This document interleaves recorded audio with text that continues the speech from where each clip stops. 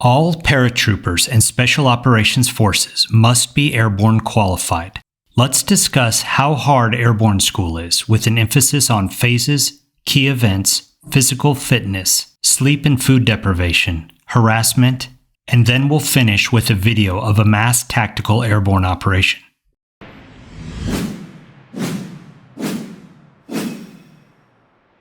Despite all of my military accomplishments, whenever I would visit home, my father would introduce me to his friends with a reference to Airborne School. And of course you remember my son, the paratrooper. Although Airborne School was probably the easiest school I ever attended, to my dad and to thousands of other soldiers and their families, it was the highlight of my career. Let's start with phases. Airborne School is located at Fort Benning, Georgia, and is 3 weeks long. The first week is Ground Week, the second week is Tower Week, and the third week is Jump Week. Airborne School starts off with a physical fitness test, which is administered by the airborne instructors, also known as Black Hats. And then you spend the next 4.5 days practicing your points of performance and what is called the PLF, or Parachute Landing Fall. Military parachuting is not like civilian skydiving and having a fun experience. It's all about getting combat power to the ground as quickly as possible. And because you fall quickly, you also land hard. And this is why it is so important to do a good PLF, or Parachute Landing Fall. You will practice PLFs all day. You will do front PLFs, side PLFs, backwards PLFs. Then you will do PLFs from sidewalks and platforms, and then from the lateral drift apparatus.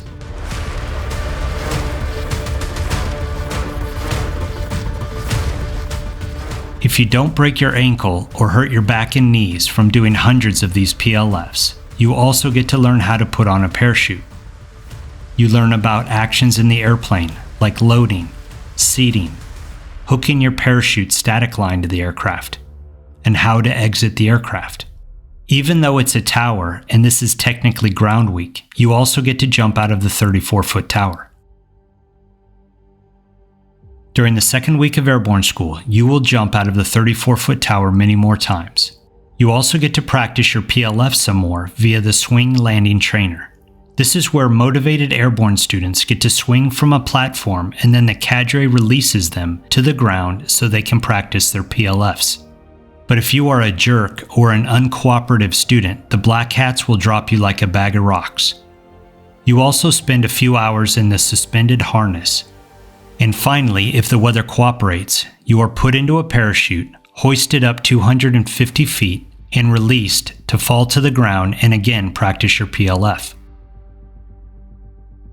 The third week of Airborne School is the only fun week. This is because you get to jump. Depending on the weather, you will jump 5 times in order to graduate. 3 jumps are Hollywood, meaning without combat gear. 2 are with combat gear and a rifle. Your first 4 jumps are at daytime, and your last jump is at night. Combat equipment. Let's move on to physical fitness. Every day at Airborne School, you will do morning PT. I remember PT being very easy, and for sure it was old school stretching, calisthenics, and a 3 to 4 mile run. Runs are incredibly slow, nicknamed the Airborne Shuffle, and are designed to strengthen knees and ankles, though I think it actually does the opposite. There is zero food or sleep deprivation at Airborne School. When I went through Airborne School, we would do 5 chin-ups before each meal. If you are not jumping at night, you have your evenings and weekends free while at Airborne School.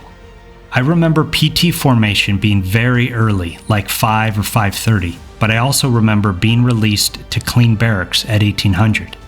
Officers usually stay in the BOQs, or base officer quarters, and the rest of us stayed in open bay barracks. I went through Airborne School as a cadet when I was 18 years old, just after my freshman year.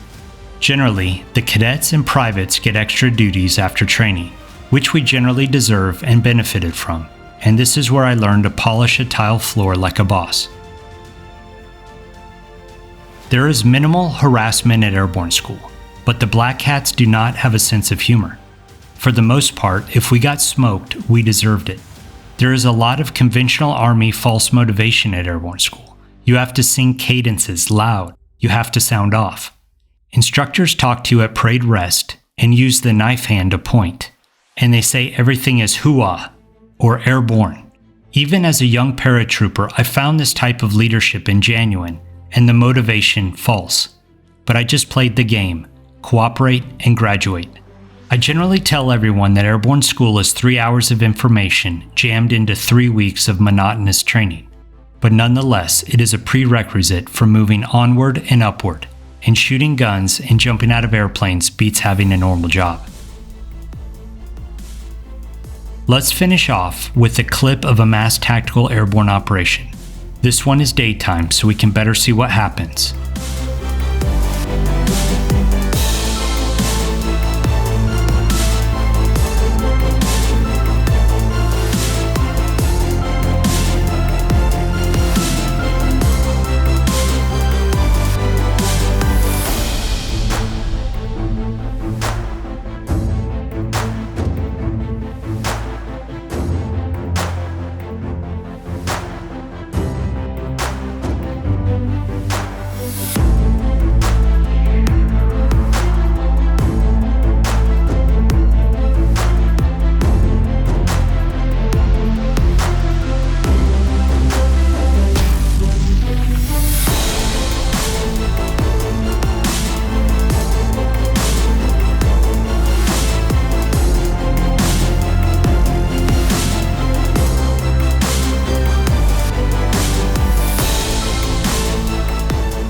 Never forget that Airborne is not the mission itself.